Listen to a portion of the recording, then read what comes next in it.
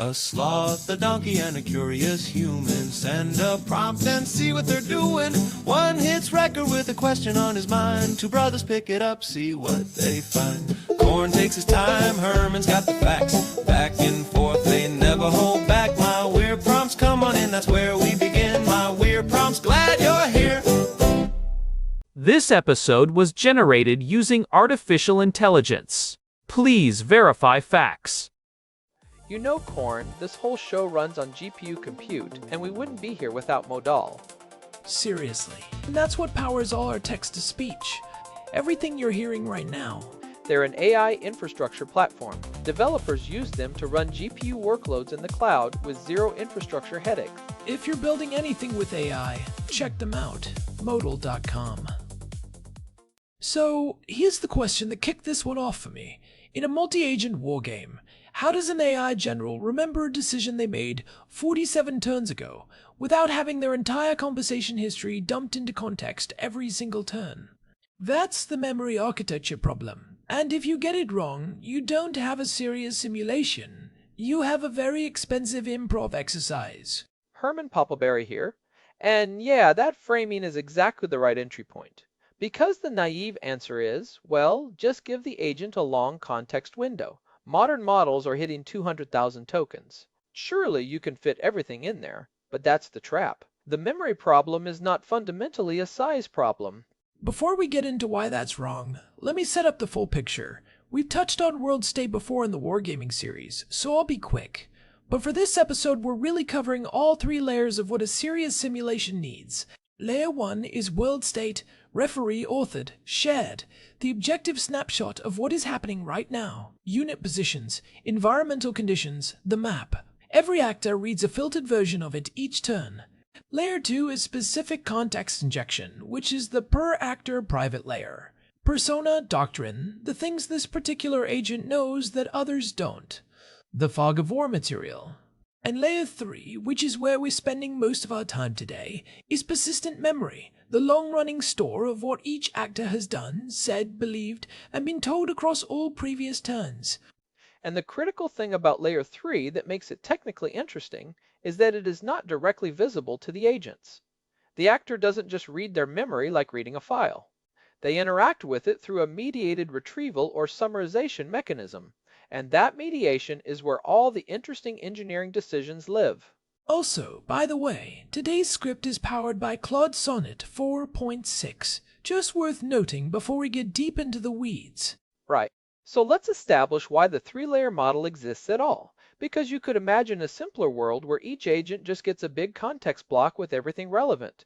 World state, their persona, their history. Dump it all in, run the turn, done. Which sounds clean until you think about what happens at turn 300 with 20 actors. The cost and latency alone would make it unworkable. But there's a more fundamental issue, which is blinding. In a serious war game, Agent A must not have access to Agent B's reasoning history. Not just their current position, but their internal monologue, their prior commitments, their emotional state across turns. If you're using a single shared context architecture, you've already broken the simulation before it starts. The whole point of fog of war is that actors operate under genuine uncertainty about what others know and intend. So the three-layer separation isn't just an optimization, it's a correctness requirement. That's the right way to think about it. Layer 1 being shared but filtered is actually doing a lot of work. The referee maintains the master world state, and each actor gets a view of it that reflects what they should plausibly be able to observe given their position and capabilities. Layer 2 then shapes how they interpret that view. An agent with an aggressive commander persona and air-land battle doctrine is going to read the same battlefield snapshot very differently than an agent running a defensive posture with a different doctrine model. And then layer 3 is where the history lives, so when that aggressive commander is deciding whether to push through a gap in the line, they're not just responding to the current snapshot. They're drawing on a history of prior decisions, commitments they made, intelligence they received, or at least they should be. Which brings us to the blinding discipline, because this is where a lot of simulation implementations get it wrong. The referee, what you might call the simulation master, has God mode access. They can read every actor's layer 3 store in full. That's essential for detecting metagaming, which is when an agent acts on information it shouldn't have. If your LLM is drawing on training data patterns to anticipate an opponent's move rather than in-game intelligence, the referee can catch that by auditing the memory layer. That's a subtle failure mode. The model essentially has prior knowledge about how, say, a particular military doctrine tends to play out, and it bleeds through into the simulation. And it's hard to detect without that referee access, because the agent's outputs might look completely reasonable. The behavior is consistent with the persona, but the reasoning is contaminated. You need to be able to diff what the agent claims to know against what's actually in their memory store. There's almost a parallel to how human analysts talk about mirror imaging, when an intelligence analyst unconsciously projects their own assumptions onto an adversary's decision-making. The model is doing something structurally similar. It's filling gaps in its in-game knowledge with patterns from training, and the outputs look plausible enough that you'd never catch it without the referee layer. That's exactly the right analogy. And it's one reason why the God mode access is not just a technical safeguard, it's an epistemological safeguard. You're protecting the integrity of what the simulation can actually tell you. So the referee sees everything. Actors see only their own slice, and even that slice is mediated. Let's get into the 3 implementation patterns for Layer 3, because I think this is where the real engineering trade-offs live. So the 3 main patterns are vector stores per persona, summarization chains, and full history replay.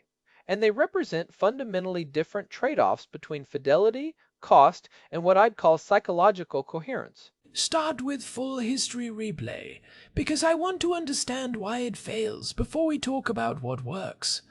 Full history replay is the naive approach. You maintain a log of everything the actor has done and said, and at each turn you replay the last n turns of that log into the context window. The appeal is obvious. Perfect recall within that window, no compression artifacts, the agent has exactly what happened. But N has a hard ceiling. Even at 200,000 tokens, if you have a complex simulation running 300 turns with rich internal monologue and multi-party messaging at each turn, you're going to hit that ceiling somewhere around turn 50 to 70, depending on verbosity. And then you're back to a sliding window, which means the agent genuinely cannot access anything before the cutoff. The general has no memory of the campaign's opening moves. And the cost scaling is brutal. You're paying for 200,000 tokens of context on every single turn for every single actor. For a 20-actor simulation running 300 turns, you're looking at a context cost that grows linearly with turn count and linearly with actor count. It becomes economically unworkable fast. So full history replay is essentially a prototyping approach. It's useful for testing that your simulation logic is correct in the first 10 turns. It's not a production architecture. But how does that sliding window failure actually manifest in practice? Like, what does it look like when an agent loses access to its early history? It tends to show up as what you might call strategic drift. The agent's behavior becomes increasingly reactive and short-term because all it has is recent context. An actor who established a clear strategic doctrine in the first 20 turns, say, a commitment to avoiding civilian infrastructure, starts making decisions that erode that doctrine incrementally because the original commitment is no longer in the window. Each individual decision looks locally defensible, but the cumulative drift is significant. And if you're not running the referee audit, you might not catch it until you're doing post-hoc analysis and you notice the agent's behavior in turn 200 looks nothing like their behavior in turn 10. So the failure is gradual enough that it's easy to miss in real time. Which is exactly what makes it dangerous for a production simulation. Okay, so vector stores. This is the retrieval augmented approach. Each actor gets their own dedicated vector database. Pinecone, Milvis, Redis with vector indexing, whatever fits your infrastructure. At each turn, before the agent generates its response, the system runs a semantic retrieval against that actor's store. The query is typically constructed from the current world state, plus the current turn's injected context. What comes back is the set of prior experiences most semantically relevant to what's happening right now. So the agent doesn't get everything. They get what's relevant. And relevance is determined by embedding similarity, not chronology. This is a critical design choice.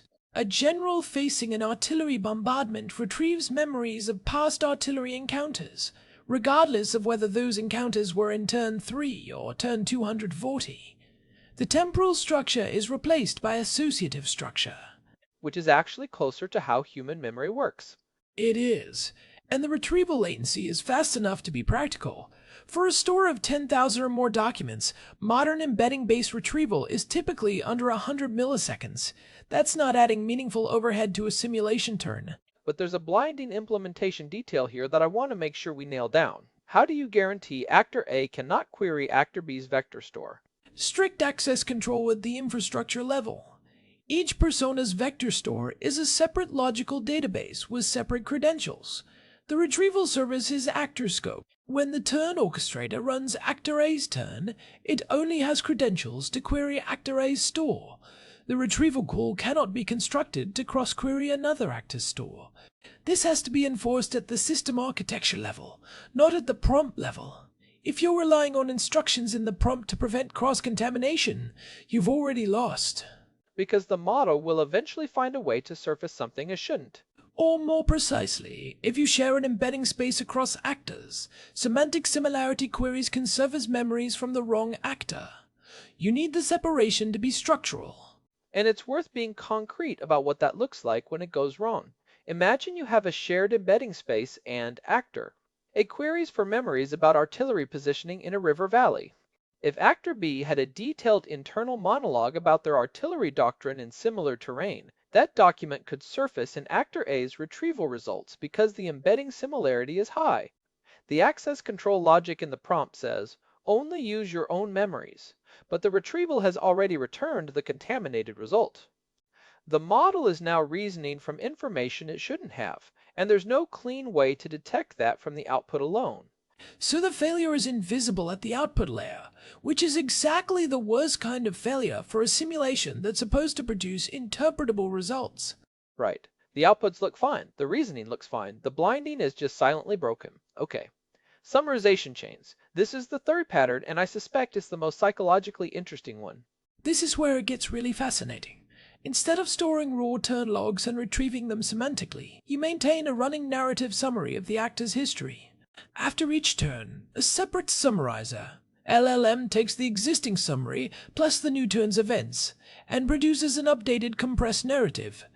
The agent then gets this summary as part of their context each turn. So the agent is essentially reading a biography of themselves. A biography written by an automated editor, and that editor's choices become the agent's psychology. This is what I'd call the summarizer, as subconscious concept. If your summarizer prompt is optimized for tactical efficiency, it's going to preserve unit movements, engagements, territorial changes. It's going to compress or drop diplomatic exchanges, emotional commitments, minor slights. And then 3 turns later, when the agent needs to remember that they promised humanitarian corridor access to the Red Cross representative, the commitment is just gone. There's a concrete failure mode from a simulation run where a military AI was maintaining a negotiation track alongside kinetic operations. The summarizer was tuned to prioritize tactical state. Over about 30 turns, the humanitarian commitments got compressed into a single clause in the summary. By turn 80, the agent was authorizing actions that directly violated commitments it had made at turn 15. Not because the model was being inconsistent, because from the model's perspective, those commitments had never been salient. They weren't in the retrieved context. Which is a problem for the validity of the simulation because real military commanders would be managing that commitment actively. And there's a real-world analog here that I think is worth naming. In actual military operations, there are dedicated legal and policy advisors embedded in command structures precisely to track these kinds of commitments across time. The law of armed conflict obligations, the rules of engagement constraints, the diplomatic side agreements. Those don't get to fall out of working memory just because the tactical situation is demanding. The institutional structure exists to enforce that continuity. In a simulation, the summarizer is supposed to be playing that role, and if it's not designed to, nobody is. So the summarizer design is actually modeling something real about how organizations maintain institutional memory under operational stress. Which means getting it wrong isn't just a technical failure, it's a representational failure. You're simulating a command structure that has no institutional memory and then drawing conclusions from its behavior. And this is where the summarizer design becomes a first-order engineering decision, not an afterthought. The summarizer prompt needs to explicitly preserve categories of information that are easy to compress away. Diplomatic commitments, emotional state signals, stated intentions about future behavior, relationships with other actors, the things that feel like soft data but are actually load-bearing for long-run consistency. How do you even test whether your summarizer is doing this correctly? One approach is what you might call a consistency probe. You run the simulation. Then at various points, you take a sample of the agent's raw turn logs from early in the simulation and compare them against what the summarized history says about those events. You're looking for systematic omissions. If the summarizer consistently drops a particular category of information, you'll see it as a pattern of gaps between raw log and summary. And if you find gaps, you're essentially debugging the agent's psychology. That's not an overstatement, because the summary is the only history the agent has. If the summary says the agent has always been cautious and measured, the agent will behave cautiously and measuredly, even if the raw logs show a more volatile early history. The summarizer has retroactively constructed a coherent narrative. That's actually a bit unsettling when you think about it in terms of simulation validity. You're not just building a memory system, you're building a character. And this is the deepest insight in the whole architecture. The persistent memory layer is not a neutral recording. Every design choice you make in how memories are compressed, retrieved, and weighted is a choice about who this agent is. The persona prompt in Layer 2 sets the initial character. The memory architecture in Layer 3 determines how that character develops over the course of the simulation. Let's talk about cross-turn consistency mechanisms, because I think this is where the generative agents work from. Stanford becomes really relevant. The Park et al. Generative Agents paper from 2023 is still the foundational reference here. The architecture they introduced has three components: memory streams, reflection, and planning. The memory stream is the raw log of observations and actions. Reflection is a periodic process where the agent looks at its own memory stream and generates higher-level insights. Things like, I have noticed that the blue force consistently withdraws when I concentrate artillery. Those insights are stored back into the memory stream with a higher importance weight. So the agent is explicitly building a model of patterns in its own experience. And those high-importance insights get retrieved preferentially when the agent is constructing its context for a new turn. This is what prevents the kind of contradiction where an agent does something that directly conflicts with a strategic insight it developed 10 turns ago. The insight is in the retrieved context. The agent has to reason in light of it. How does this compare to MemGPT's approach? MemGPT, which came out of UC Berkeley in late 2024, takes a more OS-like framing. The idea is that the LLM's context window is like RAM, and the external memory store is like disk. The system explicitly manages what gets paged in and out of the context window based on relevant signals. The agent has explicit control functions it can call to retrieve from external memory, or to write new information to external memory. So the agent is a more active participant in its own memory management. Which has interesting implications for a wargaming context. You could design actors that are explicitly strategic about what they remember. An intelligence-focused persona might be more aggressive about writing observations to external memory. A tactical-focused persona might prioritize short-term operational state and let strategic context get paged out. That starts to feel like a meaningful behavioral difference between actor types, not just a technical implementation detail. It absolutely does. And this is where Landgraf's checkpointing system becomes relevant for the engineering side. The January 2026 update to Landgraf added explicit per-agent state isolation in checkpointers. What that means in practice is that each agent's reasoning graph state is saved independently at each turn. If an agent starts behaving inconsistently, the referee can inspect the checkpoint sequence and trace exactly where the behavior diverged from the established pattern. So you can actually do a post-mortem on an agent's decision-making. You can roll back to a prior checkpoint and rerun the turn with different retrieval parameters to understand whether the inconsistency was driven by a bad retrieval result, a summarization artifact, or something in the world state injection. That debuggability is enormously valuable for simulation integrity. Let me push on the failure modes here because I think the amnesiac dictator problem is worth naming explicitly. This is the case where summarization removes emotional state entirely. You have an actor playing a head of state who has been humiliated in the diplomatic exchange. The raw log captures the exchange in detail. The model's response at that turn shows clear emotional coloring. The actor is angry. They feel their credibility has been damaged. But the summarizer, tuned for strategic efficiency, compresses that exchange into turn 42, diplomatic contact with actor C, no agreement reached. And then 20 turns later, when actor C makes a conciliatory overture, the agent responds as if the prior humiliation never happened. Because it didn't happen in the only history the agent has access to. The emotional state was real in the raw log, but the summarizer decided it wasn't strategically relevant, and so it was compressed away.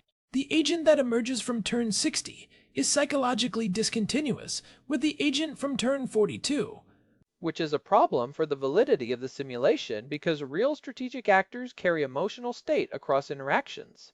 Grudges are real, credibility concerns are persistent, and there's a fun historical footnote here that actually illustrates the point.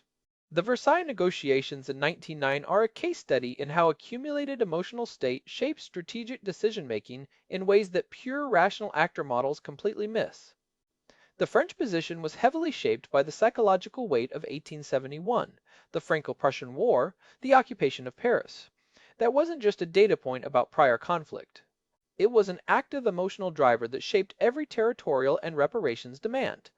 If you were running a simulation of those negotiations and your summarizer was dropping emotional state, you'd end up with agents that converge on a reasonable settlement in about 15 turns.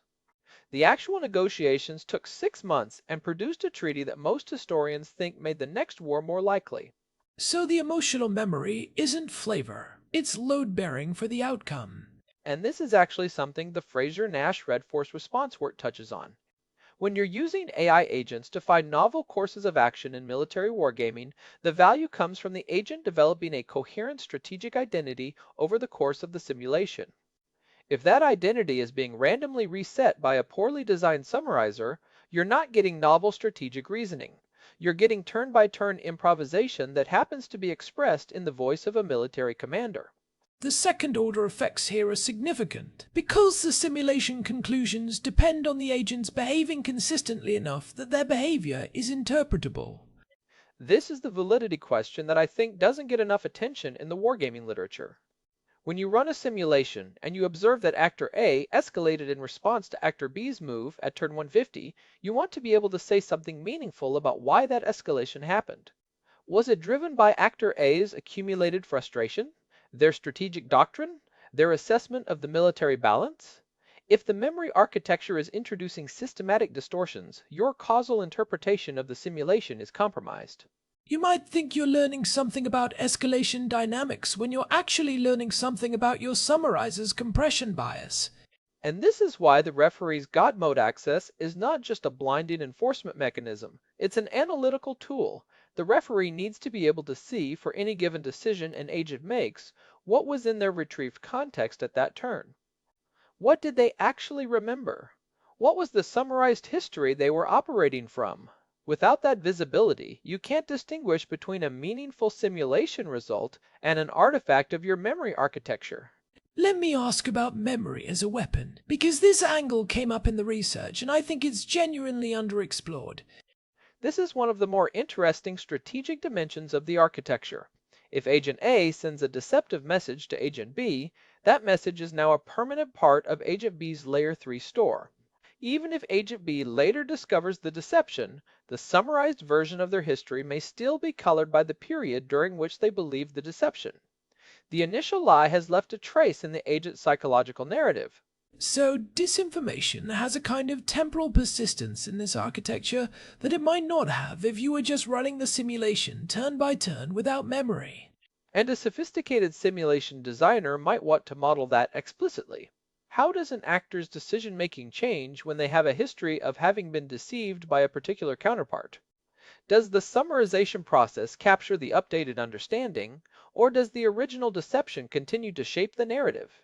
These are not just interesting research questions. They're design decisions you have to make when you're building the summarizer. And there's an interesting asymmetry there, too. The discovery of the deception is a single event at a specific turn, but the period of believing the deception might span 30 or 40 turns, during which the agent made a whole series of decisions predicated on the false information. The summarizer has to somehow represent both the period of false belief and the corrective moment, and the relative weight it assigns to each shapes how the agent behaves going forward. Right. Does the agent become permanently suspicious of that counterpart, or does the summarizer treat the discovery as a clean reset? Those are completely different psychological states, and they produce completely different strategic behaviors in subsequent turns. The summarizer is making that call, whether you've explicitly designed it to or not. Okay, I want to get into practical takeaways, because I think there are some concrete implementation steps that are actionable for people building these systems. What's your first one? The most important one, and I cannot stress this enough, is to design your summarizer prompts with explicit preservation categories. Do not let the summarizer optimize purely for tactical or strategic salience. Build in explicit instructions to preserve diplomatic commitments, stated intentions about future behavior, relationship state with specific actors, and emotional valence of significant interactions. These are the categories that are easiest to compress away and most load-bearing for long-run consistency. So, you're essentially writing a schema for what the summarizer must include, not just what it should prioritize. Treat it as required fields in a structured output. The summary must contain a relationship state section. It must contain a commitment section. It must contain an emotional state section. If you leave it to the summarizer's judgment about what's important, it will default to the easiest thing to extract, which is tactical state. Second takeaway. Separate vector stores per persona with strict infrastructure level access controls. This is not optional. Do not use a single shared embedding space and try to filter by metadata. Use separate logical databases with separate credentials. The blinding discipline has to be structural, not instructional. If your access control is implemented in a prompt, it will fail. And the third one. Implement a memory audit layer for the referee. This means building a tool that lets the simulation master inspect, for any given turn and any given actor, three things: what was in the raw memory store, what was retrieved for that turn, and what the current summarized history says. You need to be able to diff these three views to catch summarization artifacts and retrieval failures. Without this, you're flying blind on simulation validity. That's essentially an observability layer for agent psychology. Which is a phrase I'd encourage people to actually use when they're designing these systems. You need observability into agent psychology the same way you need observability into a distributed system's network behavior. The failure modes are subtle, they compound over time, and they're very hard to detect from outputs alone. What's the practical starting point for someone who's building one of these systems from scratch? Start with retrieval augmented generation before you add summarization chains. Get the vector store per persona architecture working first. Have actors retrieve their top 5 or 10 most relevant memories each turn. Verify that retrieval is surfacing the right things by running consistency probes. Only once you're confident the retrieval architecture is working should you layer in summarization, because summarization introduces compression artifacts that can be hard to distinguish from retrieval failures if you're debugging both at the same time. Separate the complexity. Validate each layer independently. And there's a specific test I'd recommend before you commit to your summarizer design. Have actors intentionally contradict themselves. Write a turn where an actor makes a strong commitment, then several turns later try to have them violate that commitment. See if the retrieval system catches it and surfaces the prior commitment in context. If it doesn't, your retrieval is not working correctly for consistency enforcement. That's a nice adversarial test. You're probing for the failure mode directly, rather than waiting for it to emerge naturally. And it will emerge naturally in a long-running simulation. The question is whether you find out during testing or after you've run 200 turns and you're trying to interpret results. Let me zoom out for a second, because I want to make sure we've addressed the misconception that longer context windows solve this problem. Because I know that's the intuition a lot of people bring to this. The context window argument goes like this. If models eventually have a million token context window, you can just stuff everything in and the memory architecture problem goes away. There are 3 reasons this is wrong. First, cost. Even if the technical limit is a million tokens, the cost of processing a million token context on every turn for every actor in a 20-actor simulation is economically prohibitive for any serious deployment. Second, latency. Longer contexts mean longer generation times, which compounds across hundreds of turns. Third, and most importantly, the exclusion problem doesn't go away. You still have to decide what goes into that context. A million token window doesn't help if the relevant memory from turn 15 is buried in noise from turn 16 through 200. The retrieval and prioritization problem is still there.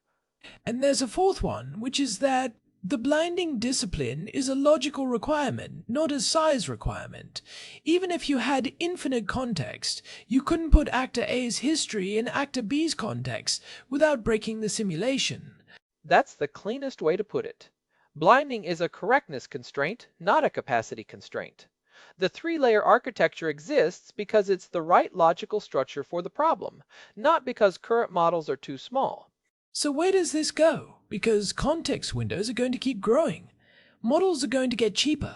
Does the 3-layer model become less important over time, or more? My read is that it becomes more important, not less. Here's why. As context windows grow, the temptation to take shortcuts increases. It becomes technically possible to do things that are architecturally wrong. You can fit an actor's entire history into context, so you do, and you've broken blinding without realizing it. The discipline of the 3-layer model becomes more necessary precisely because the technical constraints that previously enforced it start to relax. The guardrails come off, and you have to supply your own. And the second reason is that as simulations become more sophisticated, the memory architecture becomes the primary differentiator between platforms that produce valid results and platforms that produce impressive-looking outputs that don't actually tell you anything meaningful. The frontier of the problem shifts from can we run a multi-agent simulation at all to can we trust the results? And trust depends entirely on memory architecture integrity. There's a fundamental tension in all of this that I want to name before we close. You're building systems that need to forget strategically while maintaining enough to be consistent. Those 2 requirements are in tension, and there's no clean resolution. This is genuinely unsolved. The summarization approach gives you strategic forgetting, but at the cost of compression artifacts. The vector retrieval approach gives you associative recall, but at the cost of chronological coherence. Full history replay gives you perfect recall, but only within a window. Every production system is making a trade-off between these failure modes, and the right trade-off depends on what you're trying to learn from the simulation. Which means the memory architecture has to be designed in light of the research questions you're trying to answer, not just in light of what's technically convenient. And that's probably the meta takeaway for anyone building these systems. The memory architecture is not infrastructure, it's epistemology. It shapes what the agents can know, what they can remember, who they are across time. Those are not engineering footnotes, they're the core of what makes the simulation meaningful. On that note, I think we've covered a lot of ground. The 3-layer model, the blinding discipline, the 3 implementation patterns for persistent memory, the summarizer as psychology concept, cross-turn consistency mechanisms, the failure modes, and the practical steps for building systems that actually work. This is genuinely one of the more technically rich areas we've gotten into in the Wargaming series. And the thing that keeps pulling me back to this topic is that these aren't just academic architecture questions. The validity of conclusions drawn from serious wargaming depends on getting this right. If your memory architecture is introducing systematic distortions, you might be making real decisions based on simulation artifacts rather than simulation insights. The stakes are real. Alright, big thanks to our producer Hilbert Flumingtop for putting this one together, and thank you to Modal for the GPU credits that keep this whole operation running. This has been My Weird Prompts. If you're not already following us on Spotify, that's the easiest way to make sure you don't miss an episode.